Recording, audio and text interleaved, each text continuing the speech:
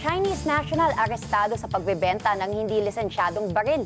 Si Mar Gabriel sa detalye ng balita. Mar? Arestado sa entrapment operation ng PNP Anti-Cybercrime Group sa Makati City ang isang 33 anyos na Chinese national na sangkot sa pagbebenta ng baril.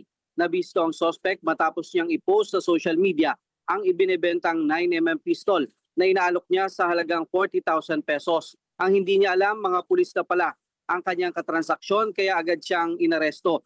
Nabawi sa kanyang baril kasama ang mga bala na kalaunan ay nakumpirma na expired ang lisensya at nakarehistro sa isang Pinoy. Ayon kay PNP-ACG spokesperson, Police Lieutenant Wallen May Arencillo, ibinigay lang daw sa suspect ang baril mula sa kaibigan niyang Chinese na umuwi na sa China. At ngayong pauwi na rin siya sa China, naisipan niya raw ibenta ito upang ipangdagdag sa kanyang panggastos. Lumalabas na nagtrabaho ang suspect bilang chef at courier sa ilang Chinese restaurant dito sa bansa.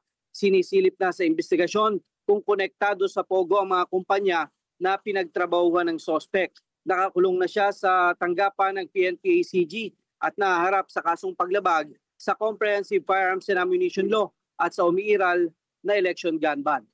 Para sa Mata ng Agila, Mar Gabriel, matatag, matapang, matapat.